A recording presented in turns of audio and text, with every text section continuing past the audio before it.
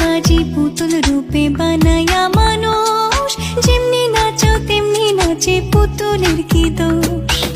যেমনি